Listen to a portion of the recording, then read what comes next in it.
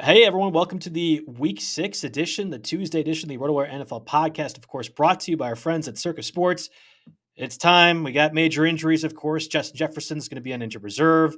James Conner might be done for a while. You got multiple quarterbacks out.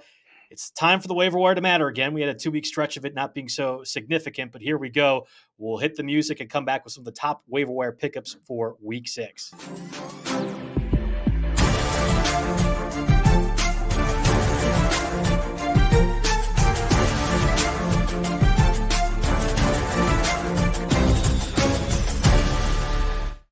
And welcome everyone to the Tuesday, October 10th edition of the RotoWire NFL podcast, of course, brought to you by Circa Sports. I'm Joe Bartel. You can follow me at JB Fantasy Sports on Twitter.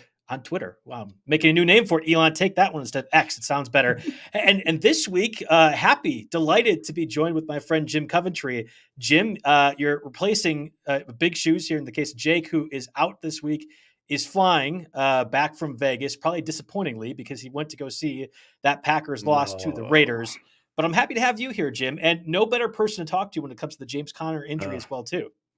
Yeah, James Conner, I tell you every year, draft him, but with a plan. No, he's going to miss a few games, and when he's on the field, he'll be playing pretty well for you. He's had a tough schedule to start the season, done well enough with it, and he was on his way to another big game, and unfortunately, a weird hit. Didn't think it was one to worry about, and apparently it is.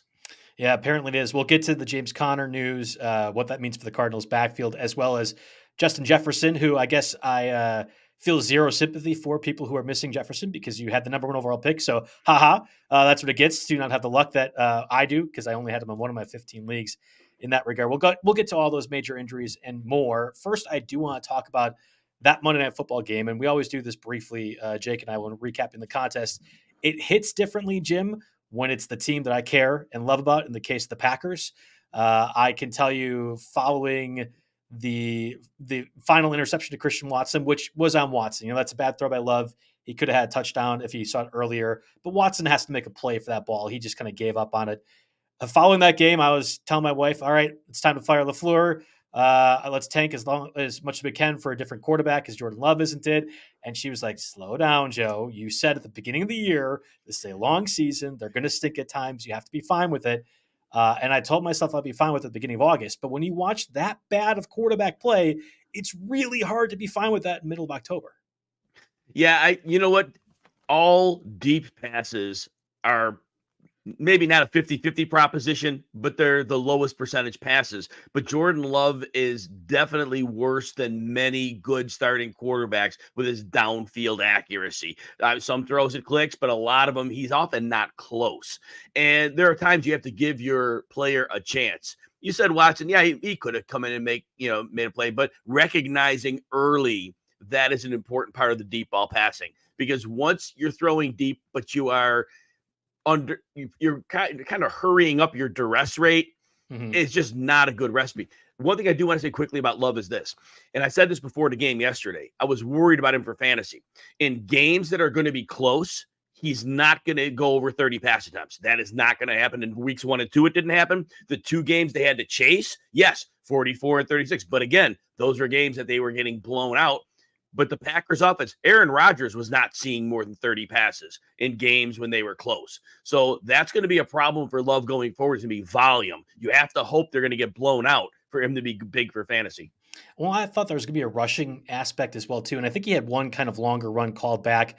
That's part of where Jordan Love, if he's a fantasy quarterback, it's going to be dependent on if he gets 4 or 5 points on the ground, which he has been able to in past games, was not able to this time around, didn't get that rushing touchdown. He probably could have on A.J. Dillon's touchdown, could have kept that read option on Max Crosby, who, by the way, was like getting an insane amount of love on the broadcast. Like, Crosby was good. He wasn't that good. I think the offensive line just had no clue. Matt LaFleur had no clue. And if I'm to take away one thing, it's that Matt LaFleur is not it. That guy, other than 3 quarters this season, has been vastly outcoached. You do not lose a Week 18 winning your in playoff game at Lambeau against the Lions if you're a good coach. Any good coach wins that game. Didn't last year. LaFleur can go. Joe Barry can go. I'm ready for a reset in a lot of different things. I'm also ready for a reset on Packers injury problems. What happened with Aaron Jones there? I mean, we were supposed to have Aaron Jones. He played Thursday last week against the Lions, only played a half, but We were told all week it was fine. It was fine. And then it wasn't mysteriously like 4 hours before. Now the Packers are on a bye week this week, so maybe they're playing it safe. But how do you handle this Aaron Jones nonsense? The only thing, if you're rostering, the only thing you can do is hope that it's 20 days off between the days that he had off going into this game, the 7 into the bye, and the 6 into the next game. It's 20 additional days. All I can say is you have to hope that's all it is, and it wasn't a setback. Yeah, I'm right there with you. I think it was after the Lions-Packers game last Thursday. The Packers have 23 days with just one game in between. And of course, it was this Monday night game, which they lost so disappointingly, at least in my eyes. Was there any takeaways from the Raiders offense that you had from this contest?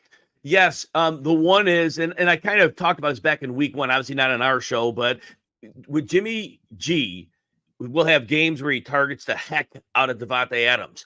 But Jimmy G is not a quarterback that likes to throw the ball into tight windows. He doesn't really have the arm for it. He doesn't have the demeanor for it. And so when a team like the Packers comes in and they decided to bracket and put a lot of attention on Adams, Jimmy G will just go to the next guy. And the recipient of that is going to be Jakobi Meyers. Jakobi Meyers will be a thing this year. Davante's going to get his as well. But Jimmy G is really comfortable when he sees tighter coverage just to go to the next guy. And he's a good player. So wheels up on Jakobi Meyers. And again, Adams will be fine. Adams will still have his 8 or 9 insane games. It's just that Jimmy G will look otherwise when he has to. You do a lot of the ranking stuff for us, and you're putting different positions together, but also players within the position.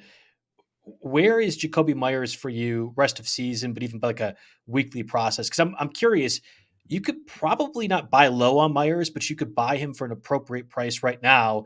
And as we enter the thick of the bye week season, having a guy that's consistently wide receiver 2 or flex does have value, especially if you're a team that is 4-1 right now, or something like extent where you could afford a bad game or a bad dud roster spot. Like Meyers might be actually a really interesting call if you're able to pay an appropriate price for him. I think he's flirting with top 30 wide receiver value, and that can go a couple spots higher or lower. But the whole thing is the Raiders, they're getting fantasy production out of Josh Jacobs, but the running game is not working. He is well less than 4 yards per carry. It's not sustaining offense against better run defense. They're not going to move the ball consistently on the ground. So this is a team that's going to have to pass. And look, the Packers laid an egg offensively, but there's a lot of games the Raiders are going to trail. They're going to need to throw. And, even back in week 3 against Pittsburgh, Jimmy G had to throw the ball 44 times. That volume is going somewhere. So yes, Meyers is a player we're going to be ranking around, inside the top 40, maybe even some weeks in the top 30, and trade for him if you can, because he's coming off a 2 for 33 the prior week. So fantasy managers may think, okay, I had a good one here. Some people are going to make excuses, say Davante was hurt, which I don't think he was. So maybe one last chance to buy. And I think it would be worth making an offer for him. Oh, the easy excuse is Joe Barry sucks. Let's go have a safety play 10 yards at the end zone and see what happens. Oh, touchdown, shocker. Oh, Preston Smith covering Davante Adams. Yeah, but number 1 corner, also on Justin Jefferson in years past. Thanks, bud. Love you, Joe Barry. Keep making me hate you. This is great. Great content for everyone. All right, so let's get to the waiver wire pickups. Again, we have a number of different injuries this week. And before we do so, I want to get word from our sponsors here, Circa Sports. Jake, of course, my usual Tuesday co-host, was just at Vegas, and I'm sure he was enjoying his time at the Circa Resort and Casino because it's football season all season long, at least during right at this period. And it's Circa specifically that needs to be featured because the best pool in history, the Stadium Swim. There's 3 levels, 6 pools, and 143-foot diagonal screen. Stadium Swim is America's favorite place to watch football, playing every game from college to pros all week long. Catch all the action poolside from a variety of seating options, including everything from cozy day beds to private temperature-controlled cabanas.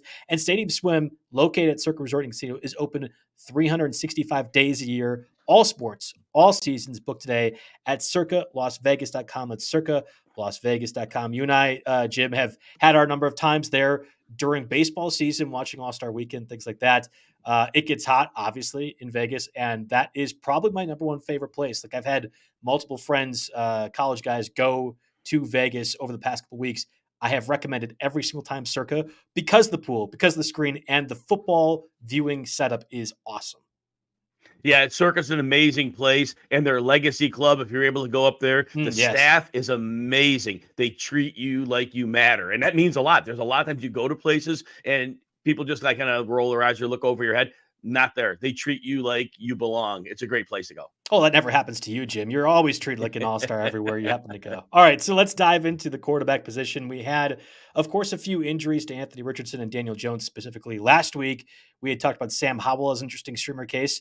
Worked out fine. I didn't imagine the Commanders would get their butts beat as bad as they did to the Bears on Thursday night, but Howell was a great streaming option. Zach Wilson, not so much. Had his rendezvous with Patrick Surtain, which ruined things from a fantasy perspective a little bit. Overall, mundane game. Just for your understanding, Jim, and the listeners as well, too, typically when we're recommending players, we're shooting for people under 50% rostered on Yahoo League. So your Superflex leagues, obviously a few of these streaming level candidates and quarterbacks are already rostered, already picked up. But the goal is to find a few of the unique situations that might be available. We'll talk about Superflex when we get to Bailey Zappi and Tyrod Taylor in a little bit. But I think this week's top streamer, and you can correct me because I'm sure you've done the rankings already, might be Derek Carr against the Texans. Derek Carr is a fair streamer, but be careful. Houston, dating back to last year, I don't know how they do it with their personnel. They have been amazing against the pass. And some people will say it's because they can't stop the run. That hasn't necessarily correlated. And last week, though, here was the mistake. Houston, look, the coaching plan was what the coaching plan was. It was, all right, let's take away the Falcons' run game, and they got killed through the air. D'Amico Ryans, it was a good concept, but play to your strengths. He didn't do that. Well, I assume this week they go back to being a really, really good pass defense. And Derek Carr on the road, that's often problematic. Not all the time, but frequently. And I know he got knocked out of the game against Green Bay, but even he played more than a half of that game. He's averaging less than 200 yards over his last 4 games. He's averaging less than 1 touchdown over his last 4. If he's under pressure, he's in a lot of trouble. But from a streamer standpoint, you're hoping he could sneak in 2 touchdown passes, but he's probably not going over 200 yards here. Yeah, I loved what we were seeing with Chris Olave and Rashid Shaheed and Michael Thomas earlier this season, but it does feel like post-shoulder injury, there is a limitation to Carr's game. Like, I don't feel like the explosive plays are happening nearly as much. Maybe that's the Saints working in Alvin Kamara, who once again had a really good game from a PPR perspective. I had said 2 weeks ago, that was the debut of Alvin Kamara.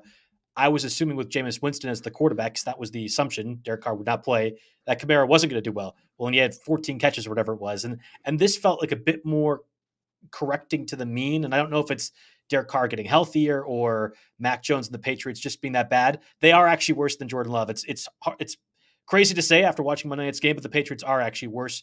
And certainly Mac Jones is too. I like the Texans. I thought after that Steelers game that I have now officially bought in to CJ Stroud and the Texans being a thing. And then they lay that dud against the Falcons, which I thought was a very winnable game for them. And it really was. I know the score kind of indicated that too. So it is kind of a growing period thing for Houston. And I wonder if they go back to, like what you said, a defense that's more keyed in on the pass against Derek Carr. Yeah, it was a game planning error. That's all it was. D'Amico Ryans, I'm sure, learned from it. I'm sure he'll adjust properly. But the Texans are getting 1.5 here. I already bet that game. Oh, yeah. I do my Tuesday article where I pick every game against the spread, against the over-under. I took the Texans as well, too.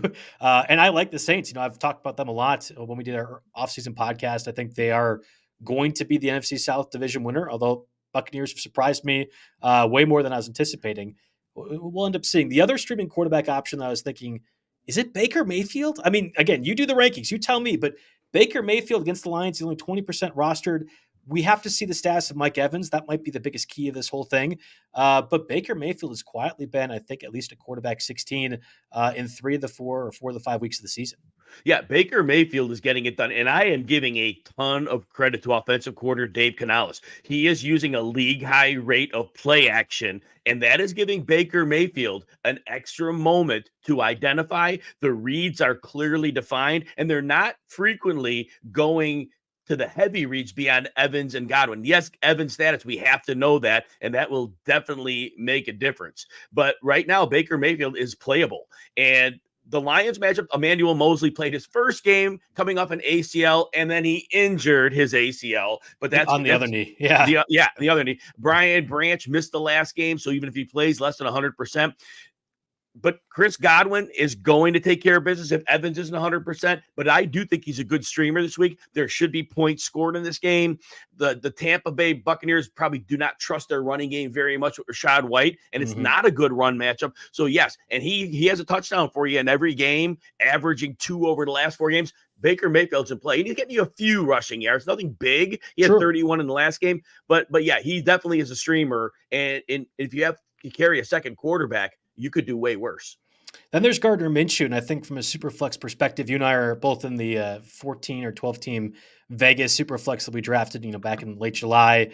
Gardner Minshew is going to be an attractive option. Anthony Richardson has that shoulder sprain or AC, whatever it is. It sounds like he's going to be out a while. I don't know if it's season ending per se, but it might be season like playoff fantasy. That's where we might be getting to with Anthony Richardson. Not great, obviously. So Gardner Minshew enters the fray. Where do you stand on Gardner Minshew from a streaming perspective, first off, but I guess Superflex too, because that's where I think more of the value lies, but maybe you have more faith in Gardner than I do.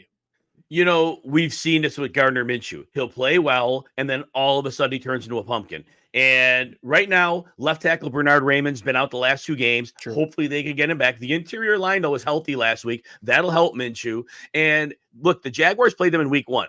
And Minshew, you played the last snap of that game. I didn't even play otherwise. But I think Jacksonville was blindsided. They were expecting heavy personnel, RPO base, and the Colts came out in 3 receiver sets almost the entire game.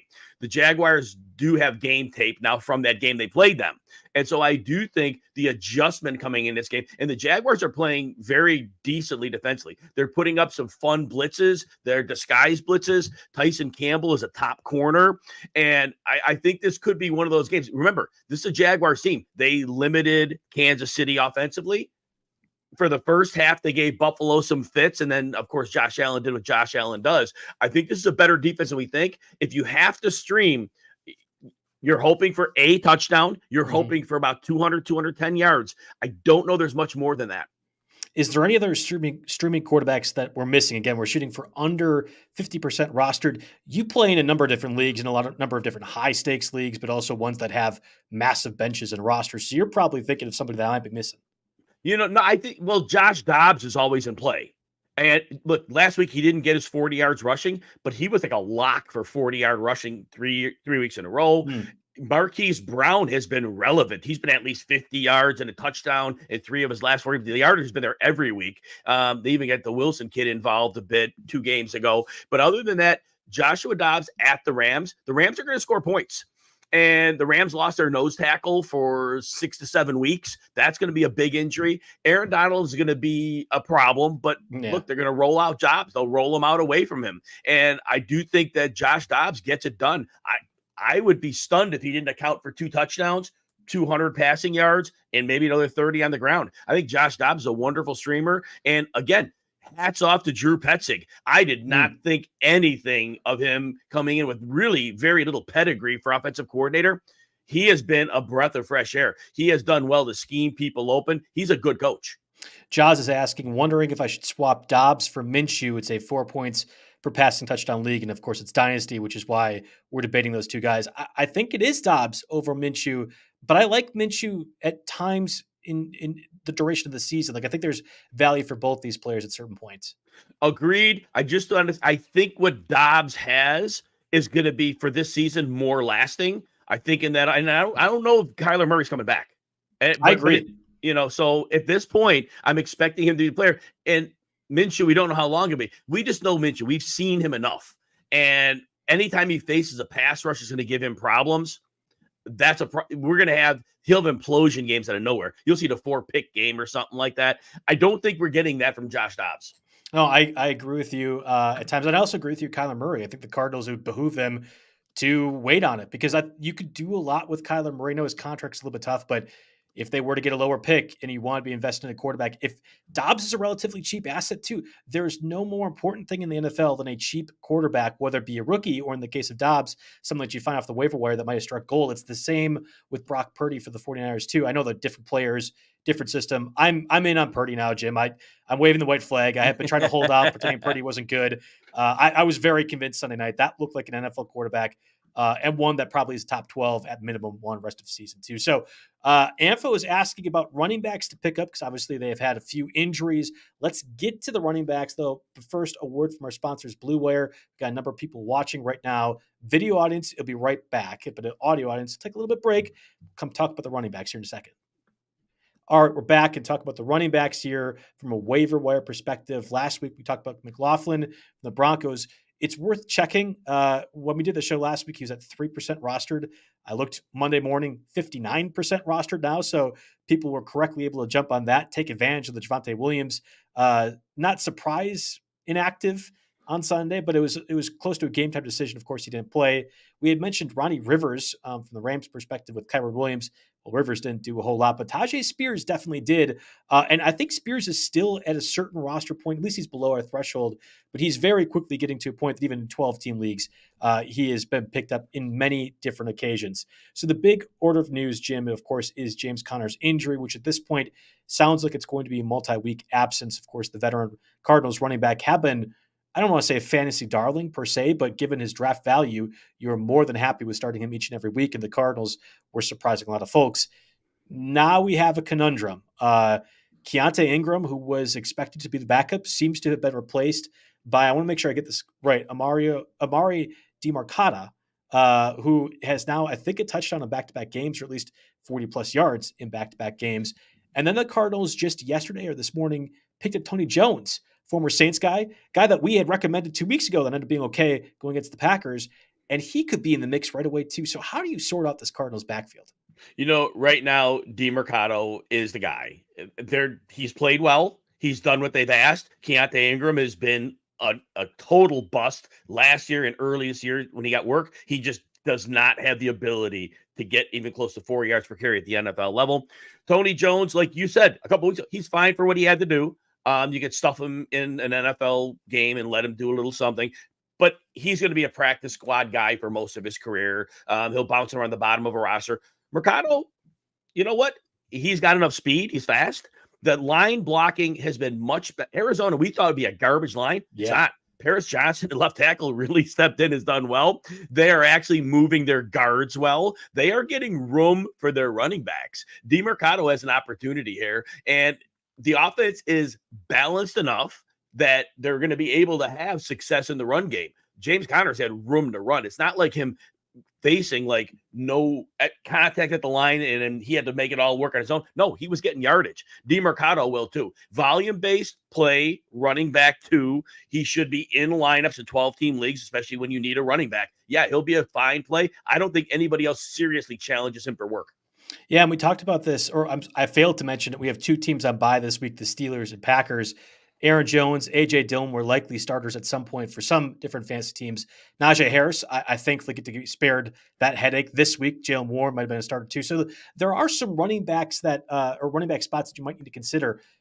What is the FAAB budget play? Because Jake and I try to answer this as best we can. So let's just say you have $100. What percentage of FAAB are you going to dictate for Dermercado? So I have to just make qualification. If you need a running back for the next 3 or 4 weeks, and that's probably just guess how long Conner's gone. If you need a running back, you have to spend to get a starting running back, and you're going to probably put him in your lineup as a starter. Then you have to spend 25% of it. If you have a running back starter for 4 weeks, that is gold. To me, that's 25%. So I actually thought 30%, right? That was the number that was going in my mind. 100%. I'm assuming the Cardinals will put James Conner on injured reserve. If the language we're seeing, and the reporters can't reveal this stuff, but I think you kind of know when reporters know, and the language certainly seems to be that this is not going to be just he's week by week, or he's day by day, but he'll actually miss 2 weeks like we did with Saquon Barkley and Matt Breida. It does feel like they are going to put him on injured reserve. They could, and if that's the case, it's 4 weeks. And sometimes you look at it and you're like, oh, well, is the team's bye week coming up? Could they play it safe in that regard? Well, no, the Cardinals' bye week is in week 14, so there is that element for this. I go 30%. My only issue is I think Tony Jones isn't just a scab back. Like I think he might be at least somebody, and probably takes a little bit of that between the tackles workload. Like if you were to go to a backfield by committee, which the Cardinals have not had to do because Conner could do everything, Dermercado seems like a great pass catching back for what he was and where his value was. And I wonder if Tony Jones also becomes a bit more of the ball carrier out of the backfield. For what we've seen in the short time from Dermercado, I think he's a player that the Cardinals could invest in as a player for their future. I think Tony Jones is not any part of their future. After 4 weeks, Tony Jones is gone. So, I mean, they have no investment, no reason to be concerned about Tony Jones. Anybody could have had him for free at any point in time they wanted him. So he's just a body. I think he's just a body in there. And again, this, any running back, you can plug a viable running back in any backfield and he can get you some yards. That's the way the NFL works. But I think Dermercado, this is a player they want to see. They want to see what they have. This is an opportunity, and I think Dermercado is going to run with it. I like that. Fair point. The investment in the Cardinals knew what they were entering the season. They've already exceeded expectations. I think the over-under win total is at 3.5 as is. So I think they have more or less done what people were expecting through 5 weeks. So I agree. Maybe there is a chance to see what they have in Dermercado. It's not like James Conner has a massive contract. They weren't really beholden to make him a thing anyway. It was just more out of necessity given their backfield situation. So that's a good point. Again, I'm going at 30%. Jim was saying around 25%. I like 30. I like 30. Okay. I like 30. I love this. We have usuals in our chat, Jim, all the time. You're relatively new with us, at least for this week. Uncle Ted has been talking about Roschon Johnson more than I talk about just about anything in life. I think Uncle Ted might actually be married to Roschon Johnson. It's been great. And we bring this up now because the Bears backfield, we forget about this last Thursday, is in shambles. I mean, we had Khalil Herbert, who's going to be out for a multi-week absence with that high ankle sprain. You had Roschon Johnson leave with a concussion. Travis Homer got injured. I mean, we're down to D'Onta Foreman potentially. But Roschon Johnson has had extra days to clear concussion protocol. Right. You are the Bears beat writer. What do you think? What are you seeing from the situation right now in Chicago? So, first of all, what we saw with Herbert and Roschon was this. Herbert was the early down back. Roschon was the passing down and hurry up back. If I didn't say lead back, I got it right. Okay. Well, so to me, D'Onta Foreman was inactive because it was Khalil Herbert's role that he was competing for, and Herbert was keeping Herbert's role. If Herbert is going to miss multiple weeks as expected, it would sound to me like they already see, well, we're going to bring Foreman in. We'll put Foreman in the early down role. Roschon Johnson's going to play the same role he did. Yeah. And that's my guess. And we have no idea that coaching staff, you talk about Barry and the guys in Green Bay. Well, it's a little even less competent in Chicago. But that's the way I would see it later. But that's the way I would see it. I would see that they had defined roles, and Foreman would likely just walk into the Herbert role. So would Foreman get okay, so he's the cheapest of these running backs. We'll kind of do the ranking of these guys because a few people have been asking about Zach Moss as well. We'll do the ranking of these running backs a little bit.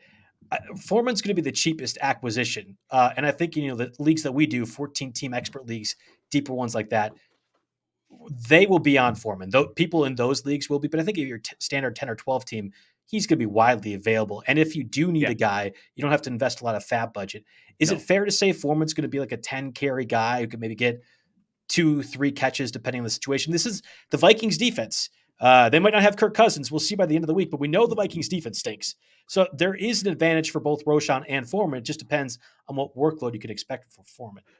So the Bears they lost 2 weeks ago, but it was like they were winning the whole game. So it was like they really won the last two in terms of game script, right? Because they were leading Denver and they certainly were leading Washington. In those games, they were able to lean on their running attack a little more than they wanted to. Most weeks, the Bears are trailing. The Bears have not turned this corner and become a great team. Their defense is still brutal, horrible. And so they made some plays against Washington, fine, whatever. But they're going to trail. And if they trail, Roschon Johnson is going to probably see a lot of passing down, hurry up work. I think it's going to be hard for Foreman to get more than 10 carries. And the problem with Foreman, I love Foreman, but he's one of those backs. He needs 15, 20 carries, get in a groove because that 15, 20-yard run's going to pop in there. And again, the 14-team leagues, I am definitely going after Foreman when he's available because I'm desperate for running back like everybody is. So there's going to be use there. And if they get the ball near the goal, Foreman is a very good goal line back.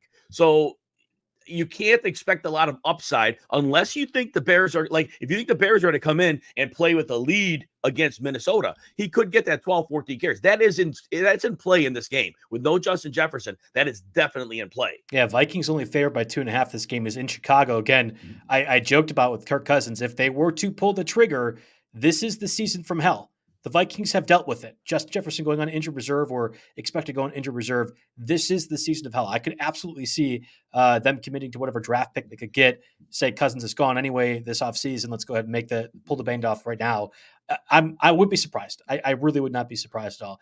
I've had a few users in the chat ask about Zach Moss. When I had done the podcast prep Monday, Zach Moss was over 50% rostered in our Yahoo threshold, but it is important because obviously he went insane last week, and you had Jonathan Taylor make his return. Jonathan Taylor signed an extension. You're assuming Jonathan Taylor is going to eventually be the guy in Indianapolis, but Zach Moss has looked great as the guy over the past couple weeks. So how are you ranking Zach Moss, Dermercado, and then the Bears guys, among these pickup options this week? When you're talking about this backfield, Joe, I saw something on the corner of my eye and I lost my train of thought. Just remind me to play with Zach Moss. So yes. Moss, it's not just been the few weeks. This goes back to the 4 games he started at the end of the season. He was 4.8 yards per carry.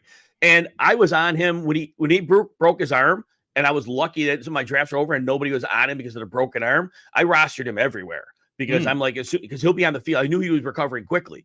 And he was somebody I'm like, so I used him heavily. Now, crap, in the leagues I had Taylor and him. I started Taylor last week. Looked like an idiot there, right? Right. But your question about Moss. Look, they paid Jonathan Taylor. Jonathan Taylor is making a boatload of money now, and they clearly were working him in because he hadn't done football activity since December of last year. And so it wasn't that he was like a part-time player. I don't know if it's this week. I would start both of them this week. I think the role. I would start them both. They probably are closer to 50-50 timeshare. The next week is probably 75 Taylor, 25 Moss, and then it probably ends out about 80-20 down the rest of the way. Yeah. There's no way that they could bench Jonathan Taylor, who they just paid a boatload of money to and mortgage it all up. There's no way they could bench him. As good as Moss is, and I love Moss, they just can't do it. That's exactly how I feel. That's exactly how I feel. I think Zach Moss and Jonathan Taylor, I would feel concerned playing Jonathan Taylor this week. I'm not concerned about playing Zach Moss. I'm going to keep playing Zach Moss until it hurts, right? And I think you kind of have found money in the most part for Zach Moss anyway, so that there should be situations on your roster where you don't have to consider playing him. Now, the places I do have Zach Moss, it's because Nick Chubb, had that nasty knee injury, so I've had to. We'll figure that out as we get there. I think Dermercado is still the running back that I would roster first, to your point, because the Cardinals don't have a lot to play for. I mean, they can develop younger talent. That's the guy I feel like has the most chance to be successful rest of season. But if it's a 1 week thing, I like Zach Moss just as much as Dermercado. I like Deonta Foreman. I think there's a lot of starting running backs this week. It's just that Dermercado, I think, for the rest of the season has more value, right? Yeah, 100%. 100%. Okay. Not much to add on that.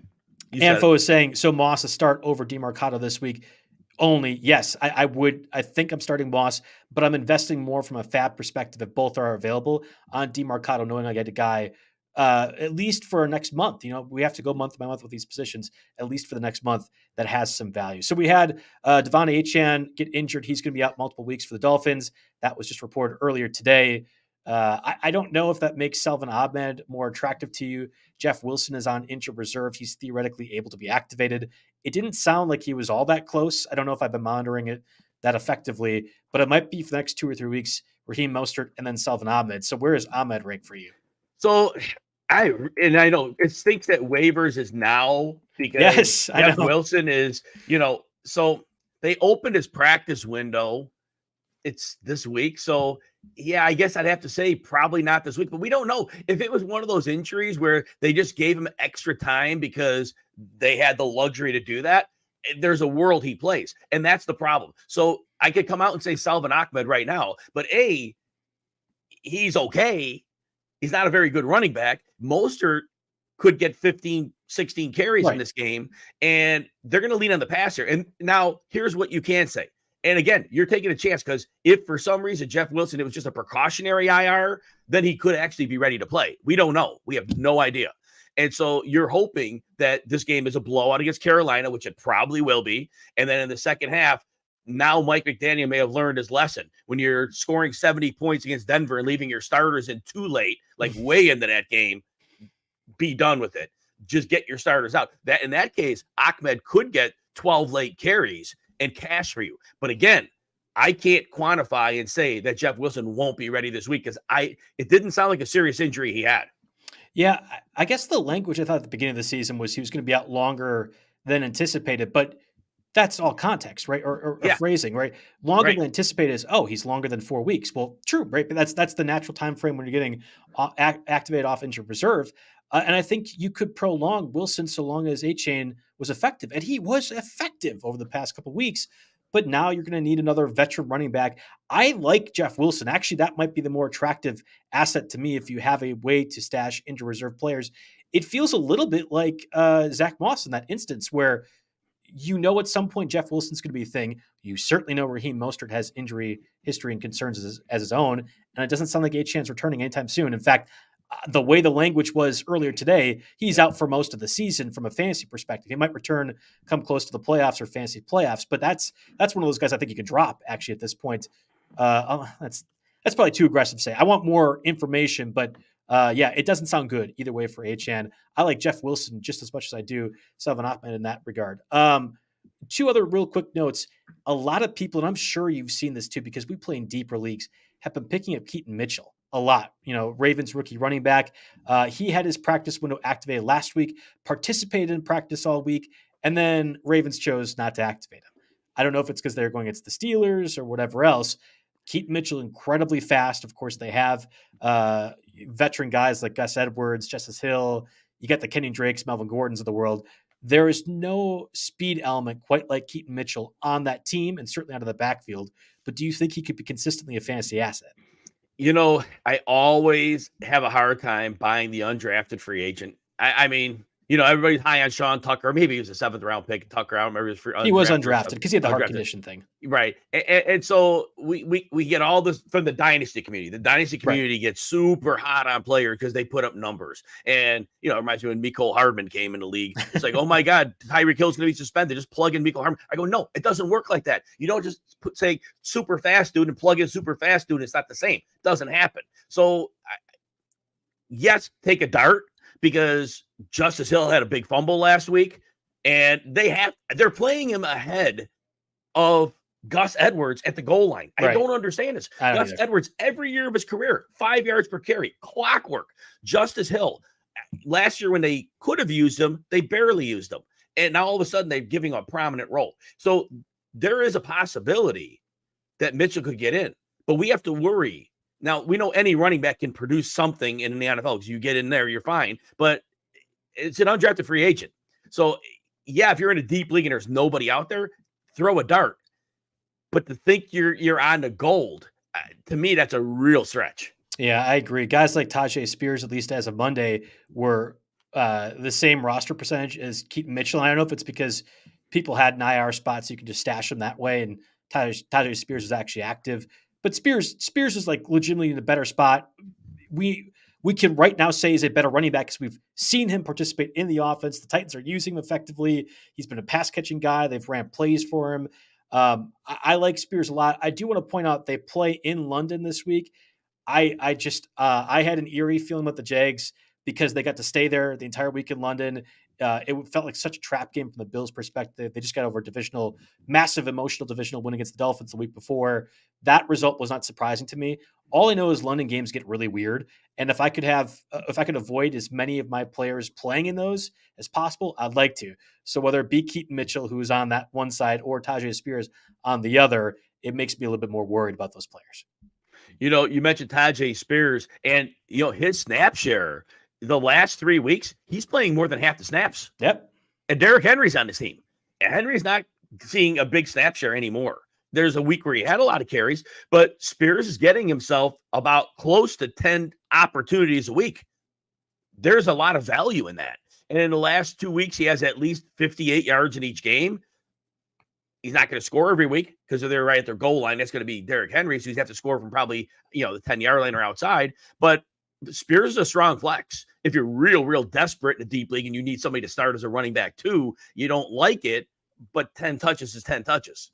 Yeah, no, I'm right there with you. Talking about a few of the other weird situations. So we'll get to Elijah Mitchell in a second, but there's Jordan Mason, who's been the backup with Elijah Mitchell out now for a little bit of time, and Jahmyr Gibbs, of course, for the Lions too.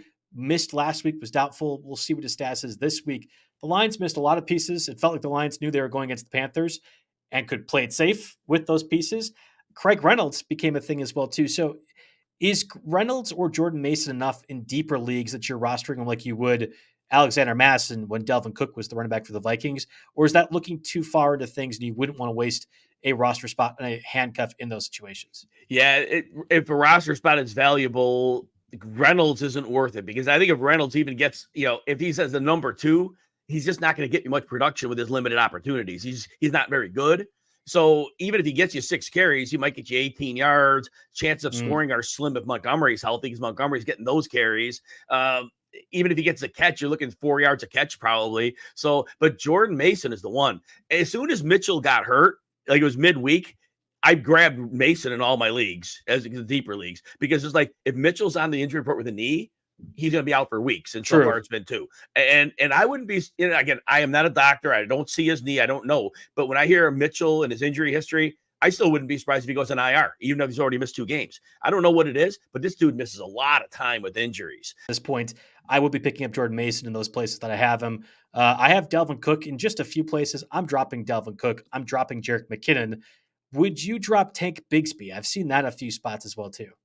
Just one point about Jerick McKinnon, and I was alerting people this right before the season. The Kansas City beat writer, who's very dialed in, was very clear about this. Don't expect much from Jerick McKinnon for the first half of the season. They're going to spot him. They're going to start getting him integrated heavily as a receiver in the second half of the season to get him ready for the playoffs. They know he's an over 30 running back. They know there have been durability issues. So that was the talk. And so that has how I framed it to people, saying, if you're going to draft McKinnon, understand you're not using him for the first half of the season. You're going to use him later. Just understand. So if you drop him, fine. But revisit it in a few weeks when your buys are clipped. If he's still out there, consider going back to the well, because he has a role in that offense. They're just not using him that way right now because it's a long season for them. Dalvin Cook is a definite drop. He's been a declining player since last year, hasn't shown any better this year, and now his work is drying up because Brees on. Now, take Bigsby, your question.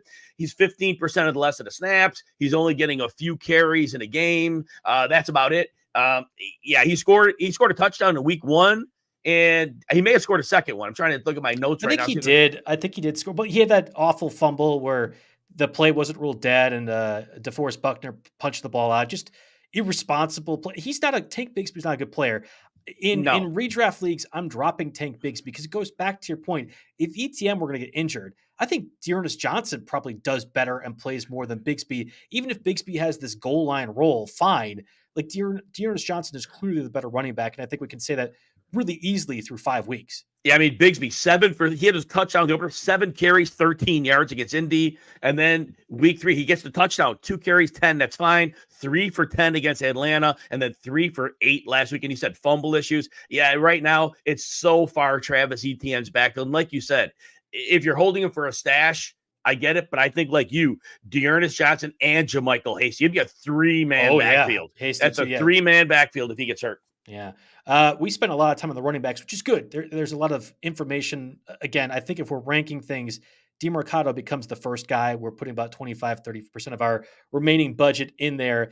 And then, I don't know, Bears backfield, are we okay with that? We're saying one of those guys, if you need to start this week, it's going to be, you're hoping either Roschon Johnson or Deonta Foreman, possibly even both against that Vikings defense. I think that's there's a lot of different running back options, certainly, and Tajay Spears included in that conversation as well. All right, so if you had Justin Jefferson, that's been the big talk as well too, likely going to be placed in injured reserve in the coming days. There's been a few reports that have been trickling out. Feels like one of those things where Jefferson or his agent is certainly pushing the agenda. Hey, I didn't get this contract extension I was wanting and should have got at the beginning of the season. There's no need for me to rush back. I'll take my time on this thing. And certainly the Vikings do trade Kirk Cousins. That could extend even longer. So what does that mean? What it means if you have Justin Jefferson on your roster? Well, put him on IR or hold on to him. I don't think you can drop him. But it's Jordan Addison that becomes the top pick for me. Unfortunately, was well past our 50% threshold. So Havoc is asking, going after Jordan Addison or Gabe Davis, Jordan Addison every time. But most people don't have that luxury. So is it KJ Osborn or is it Brandon Powell, who got way more playing time and snaps after Jefferson's injury occurred on Sunday? So there was already a quote from the Vikings coaching staff that KJ Osborn slides into the X receiver role. The funny thing is, though, he was playing over 90% of the snaps. They love him as a blocker. Right? You hear me talk about it all the time. There's like a lot of teams have a receiver that's just really good at blocking and they get some targets, but their main function and why they play so many snaps, that's why Osborn out snapped Addison and it wasn't even close, is for that role in the offense. So now what they're going to do is if they're going to slide Osborn into that X role, which they kind of by necessity have to, Brandon Powell is really probably a slot as it is, but that's going to take away a lot of the blocking they need from their receivers. That's going to be a hit to their offense beyond Jefferson. But I have to think, yes, Osborn, he's had, targets 6, 6, and 9 in 3 of his 5 games. So he's seen targets. He drops a lot of passes, but he has big playability. But in this role, it's probably a great opportunity for him. I'm a little worried about Jordan Addison because Addison's going to get the top coverage now. I wonder how he'll do it because he had 2 busted coverages for big plays. Yeah. And that's because defense are so sold out on Justin Jefferson. Like the safety did, one safety where he had the long touch against Tampa didn't even bite that way. And he just let Addison walk down the middle of the field because I think his eyes were still looking on Justin Jefferson's side of the field. And it ends up being like a 40-yard touchdown. So, but Addison's going to get targets and he's going to be fine. But I just wonder, I don't make the connection that all of a sudden now Addison's a 100-yard-a-week guy. Maybe, but maybe with defenses now making him the number 1 target, we'll see how good he is when this happens. But again, he's fine. But yeah, Osborn's a logical one.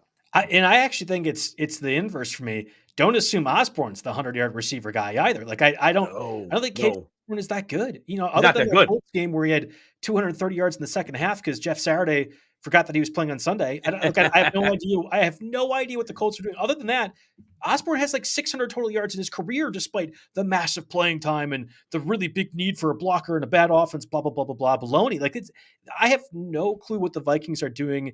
Again, I go back to, I think they should just trade Kirk Cousins because that scheme, if they need to be reliant on Osborn, is a bad scheme to begin with.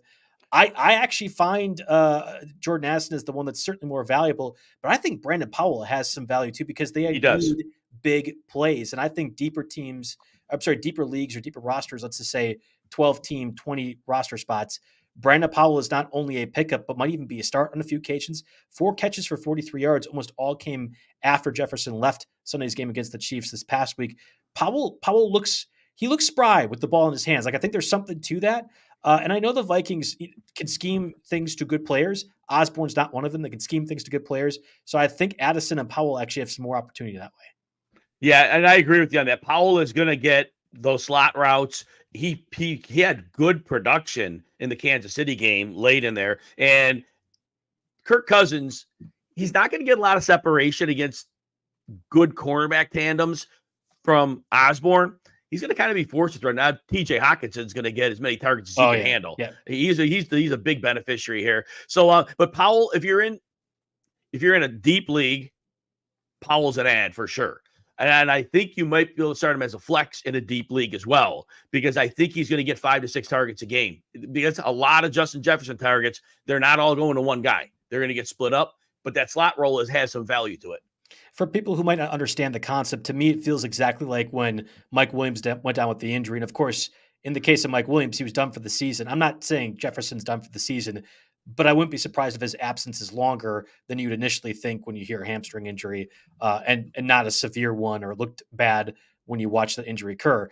Quentin Johnston was the guy I'm recommended to pick up. I still am recommending him because the Chargers had a bye week this past week. You might have had to drop him due to necessity. Josh Palmer was the one everyone went to go pick up, rightfully so, because he is a favorite of Justin Herbert's. But Palmer can't play more than he was already playing. It's the same concept for KJ Osborn. Quentin Johnston was the one that got more snaps and by default is going to have more opportunities. Brandon Powell, widely available everywhere. I think it's that same kind of concept, but at a lesser extent. Powell is not a first-round pick who's 6'4" and theoretically can make big plays at the point of the catch. We have yet to see that for Quentin Johnston. I think the Chargers are a little bit worried, but it is the same sort of concept. The other receiver that I want to discuss is Josh Downs, and I'm curious if you think Gardner Minshew as your starting quarterback for the Colts helps or hurts Josh Downs, because we've seen Josh Downs quietly be a pretty consistent 4 or 5 catch, 50-yard guy that if you're in a deeper league, full point PPR, not an automatic start, but one that you've been quietly very happy to have in your lineup each week of the season. Now Gardner Minshew, different offensive scheme by default because He can't do what Anthony Richardson does. Does that make Josh Downs more or less relevant to you? So I think Josh Downs is in a really good spot here. He primarily plays the slot. Teams know that if you pressure Gardner Minshew, a lot of good things for the defense happen. So Gardner Minshew's hot read is often going to be the slot. And I think that's going to be a very beneficial opportunity for him. Michael Pittman is going to get pressed a lot to try to knock the timing of the playoff for Minshew a little bit. Pittman will be fine with a better quarterback. Now Minshew will have his, they'll have some good games. But again, this week, Minshew's going to get pressured. We said last week the Jaguars are throwing some really good-looking disguised blitzes up. And to me, Downs is going to be a recipient of a lot of the hot reads. And so I think he continues to be a factor. Can I add one thing about Quentin Johnston? Sure. This is speculation. This is just my history of kind of knowing how things work. It's that I think coming out of the bye, the teams have an opportunity to teach players. They really wanted to ramp up Johnson, and he wasn't ready. But they need a deep threat. And that ain't Josh Palmer. They need a deep threat. And so during the bye week, I have to think, this is my narrative, they had to work on Johnston in the deep role primarily. They had to get him on that. And Justin Herbert's going to let things launch when he can. And with Keenan Allen underneath, and they'd have, obviously Josh Palmer's solid enough. I do think there's an opportunity. It's a speculation. But if you do make a play for Quentin Johnston, give it 2 weeks. If he isn't on it in 2 weeks, it's probably done for the year. But I think he could very quickly acclimate into a deep target role. I 100% agree. And that's actually what I echoed back when that Mike Williams injury happened is, okay, again, everyone's racing for Josh Palmer, totally fine pickup in its own right, but there is a role, and there has to be a role. There has to be a role for Quentin Johnston. They play the Cowboys Monday night here. I am excited to see if that happened. I would say most good coaching staffs, that's exactly what I would assume. I don't think I can assume anything good coaching staff-wise occurs for Brandon Staley, and that's my only reservation. Like, if you and I are coaches, Jim, we would be sitting there doing that because we understand that's what Quentin Johnston has to do. I'm not certain I feel that way about Brandon Staley. That's my only critique. But Kellen Moore might be okay. Yes, I'm trusting Kellen Moore. I just hope that he has enough sway to help Quentin Johnston become more of a factor for Los Angeles. So the other target from a receiver perspective, probably DJ Chark, obviously for the Panthers. I would feel so much better if Andy Dalton was the quarterback from a fantasy perspective, but 20 targets over the past 3 weeks, you're probably in a few leagues where you have to consider that. From a bye week perspective against Steelers, Packers, that's at least 3 fantasy wide receivers from those 2 teams. Is there a long season play for DJ Chark? And, the Panthers have been much rumored to be trying to trade for a number 1 receiver, which is weird because they gave one away to get a bad quarterback in the case of Bryce Young. And yes, I feel comfortable saying that through 6 weeks. It's fine. I'm not worried about that statement coming to be on freezing cold takes or anything. Bryce Young's not that good. I'm not really interested in the Panthers passing attack until Andy Dalton is your quarterback. And I don't know if or when that even happens. Oh, by the way, Bryce Young, he ain't no CJ Stroud. All right. Exactly. For the 2 pick. All right. So Chark is a player to target.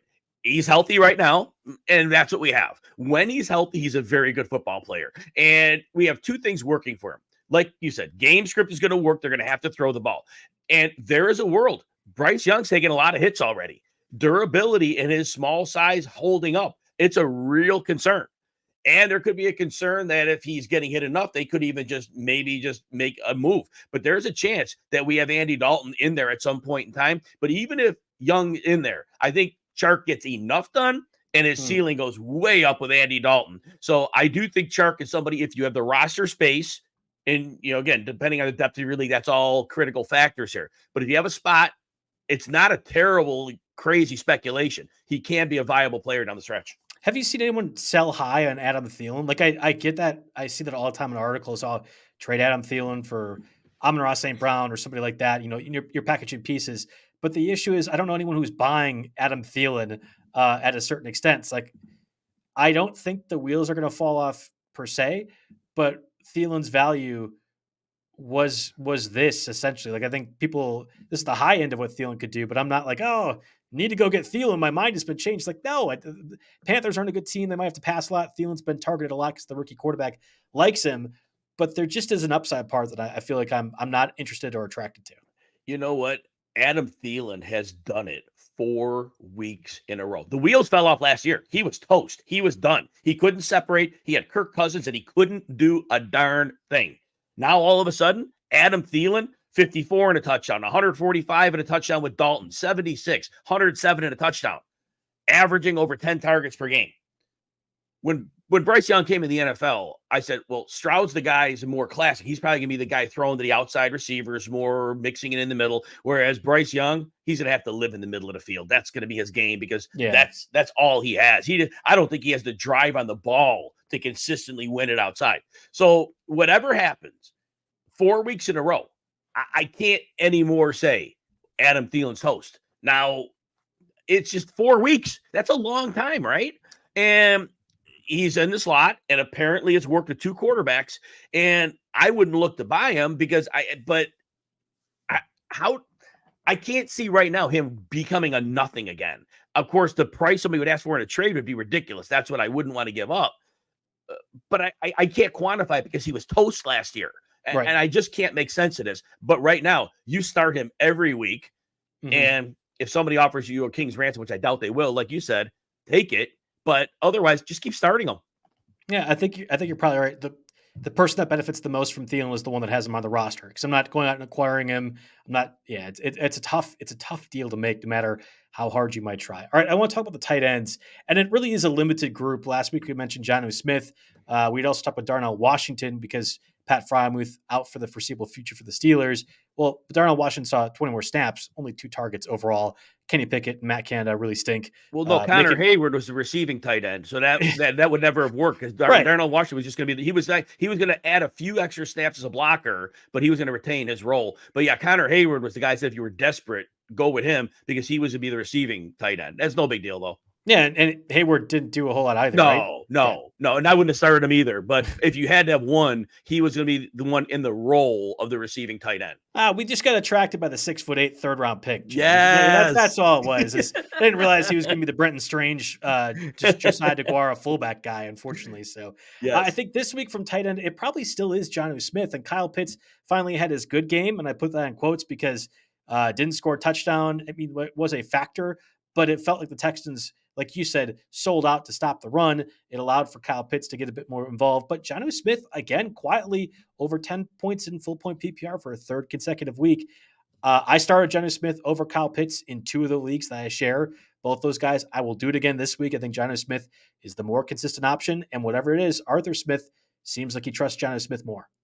It's crazy, but it's been a 4-week trend. Now, what I will say is this for Kyle, and I know Kyle Pitts' roster, but you are starting Jonnu Smith. I mean, the targets have been at least 4 games in a row, and he's catching most of the balls thrown his way. It almost seems like an unsustainable catch rate, but it's working.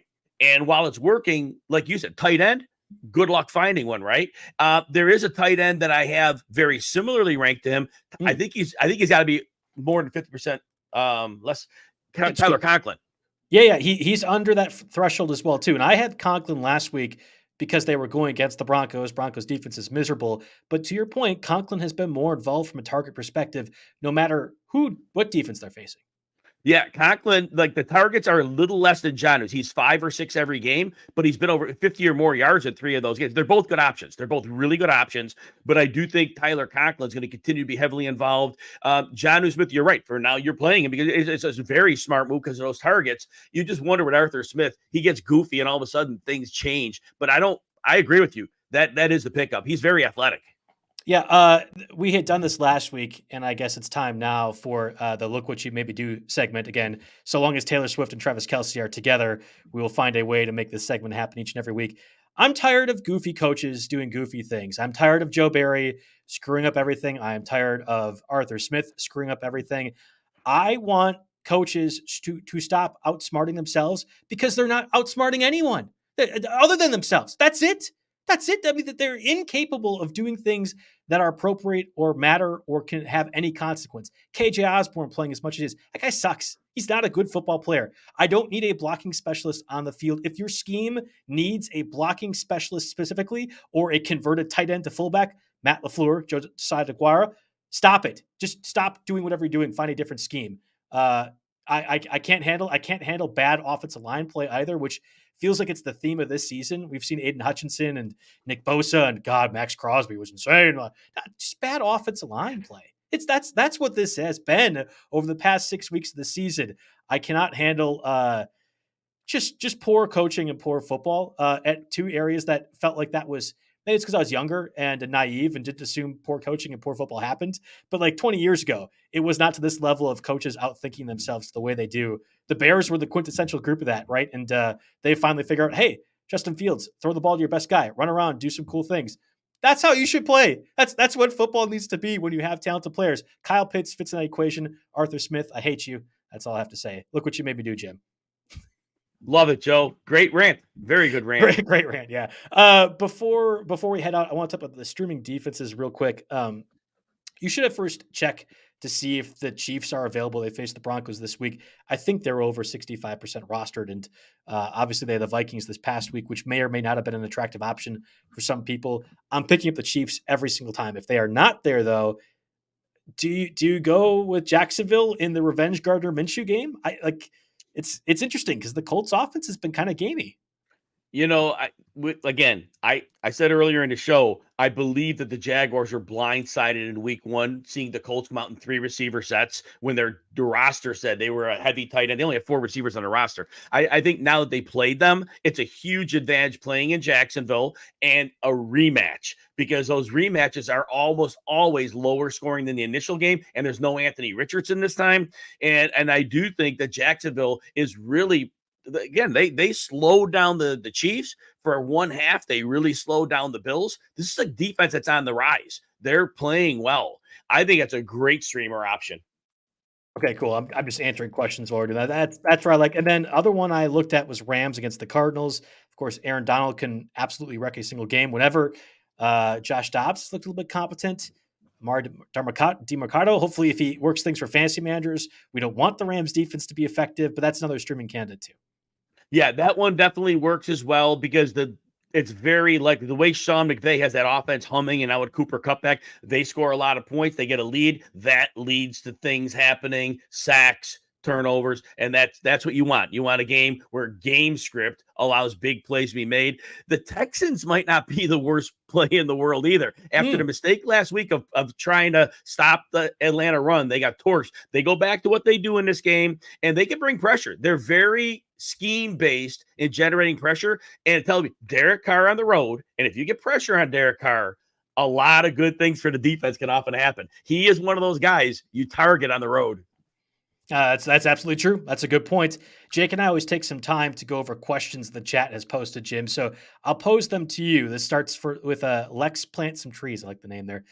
Not sure if you all give input. Of course we do here. But this trade just pissed off everyone in my league. So Pittman, Ridley, and Jonathan Taylor on one side, Jim, for Kupp and Jefferson on the other. Which side of that trade ended up being the victor? Pittman, the IR thing, the IR thing's gonna be a problem. If it wasn't for the IR, it would be Kupp on the Jefferson side easily. But if Jefferson's out at least a month, I mean, really, there's 3 starters on the other side of this. So for right now, I got to go with Pittman, Ridley, and JT because of the Jefferson injury. That's exactly what I was thinking too. I kind of liked that side as well. And obviously, if you could stash Jefferson for a month, that's great. But I don't think it's a guarantee that he returns within 4 weeks. It's a probable thing. I made that mistake with Cooper Kupp. I wasn't sure he was going to return. I was a little bit hesitant. I think the teams with the hamstring specifically know what to do. And Jefferson should, because the Vikings won't be that bad. But he didn't get his contract. And the Vikings might not have Kirk Cousins.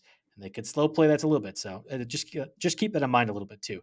So someone asked, do they trade Dameon Pierce of the Texans and Sam Laporta for Joe Mixon? The person that has Laporta also has Mark Andrews. And the running backs in this equation would be Jonathan Taylor, DeAndre Swift, Breece Hall, Stevenson, and Mixon. I think you could maybe even try to get Breece Hall if you're instead of Mixon, like a Laporta for Dameon Pierce. I would rather have Breece Hall rest of season than Mixon. Where are you at with that? Yeah, so and I'm disappointed in you, Joe. When you were reading that question, you could have read it as Taylor Swift as the running backs. You had it written. You missed an opportunity, Joe Bartel. All right. I absolutely the comma. That's the grammatical brain in mind. Took that away. I'm so sorry. I robbed us of that opportunity. So look, Dameon Pierce, they got their 2 tackles back last week. They're probably getting their guard and center back sometime soon. Dameon Pierce is going to be an ascending player because this team has a passing attack. I'm keeping, so I whatever side, I want the Pierce and Laporta side of this one. Mixon, Mixon's a compiler, and eventually you just see it. He's not finding the end zone a lot. Now maybe the offense figures things out, but Mixon is a declining player, and he's been. So the side of the deal I like here, it's Pierce and Laporta, and it's easy. If it was Breece Hall, would that be different for you? That's my question. Yeah, if you can get Breece Hall, and I don't like that their left guard, Elijah Vera Tucker, went down with an Achilles injury. That really, really scares me. But Breece Hall may be one of those players that's immune to offensive line play, and he legitimately could be a top 3 running back the rest of the way. So if you're going to tell me I'm going to get Breece Hall when we always need running backs, I would do that. Okay, and last question. I answered this one in the chat, but I guess I'll pose it to you as well, too. Mateo Feo asks, should he drop Russell Wilson for either Gardner Minshew, Josh Dobbs, Desmond Ridder, or Baker Mayfield? I would keep Russell Wilson. And look, honestly, he's a terrible quarterback. He's putting up numbers. Right. But that's the thing. He's putting up numbers. Their defense is so bad, they trail every week. And if you notice his numbers, he's getting them in when they're behind. He's not putting up the numbers and the game's competitive. But the defense is so bad, they're going to be trailing every week. But he has almost 2 touchdowns or 300 yards in every game. You got to keep him. Yeah, that's exactly the point. The Denver defense is so bad that they are going to consistently being able to produce Russell Wilson from a fantasy perspective. I wholeheartedly agree. And this question is still the answer the same for me if and when they trade Jerry Jeudy and Cortland Sutton, because that is going to happen. One of those guys is absolutely going to get traded. I don't care. I think Marvin Mims is really good. I had mentioned it on past broadcasts. I'll be trying to get Marvin Mims everywhere before a trade happens, because Marvin Mims is going to be a top 25 fantasy receiver once that occurs. He's just too electric, and they're going to have way too many opportunities. Real quick, Jim, Jay Bryce sneaks in with the final question. Someone offered me Etienne and Laporta for DeAndre Hopkins, Javonte Williams, and Jake Ferguson. Should I do it? Yes. Yeah, I think so. Etienne, look, he may have a couple down games here and there, but the volume is insane. That offense is just starting to figure things out, and the more their passing game gets going, the more lanes in the running game there'll be. Yes, and look, as much as I love Ferguson, Laporta's a massive upgrade on that. And Javonte, I think Julian McLaughlin takes some work. Yeah, good. The Etienne and Laporta, and that's not even close to me. Yeah, 100%. I'll spirit animal Jake Latarski in here. You always say, I want the best player out of the deal. You're getting the best 2 players. I think Sam Laporta is just as good as DeAndre Hopkins, if not better, and certainly Etienne is too. So yes, smash accept, do a little happy dance. You just got the steal of whatever your trade season is right there with that deal. All right, that does it for us on the Week 6 edition of the Waiver Wire podcast, of course, brought to you by Circa Sports. We don't get the opportunity to do this very often, Jim. Happy that you're able to fill in. Please tell us everything that you are doing over the course of the week. It feels like every second of the day you have some sort of content coming out, but I want to hear everywhere where we can find you. Yeah, I'm an easy man to find. The main hub is at Jim Coventry NFL on the X or Twitter. You can find some on TikTok, same thing, at Jim Coventry NFL. Instagram, usually when RotoWire does my videos, I just repost them there. And articles on RotoWire. If you want a free RotoWire subscription for 2 days, you see it right there, rotowire.com/pod. Do that. But again, I'm on SiriusXM Fantasy Sports Radio Saturdays and Sundays. I'm on the night, Tuesday night, if you're watching this live, depending when you're listening, it might be a different time, but 8 to 10 Eastern. But again, all my written work, threads for prop betting, DFS. Again, just go to Jim Coventry NFL on Twitter. Awesome. Thank you, Jim, for hopping on. Thank you guys, everyone, for listening. Best of luck on your Week 6 lineups.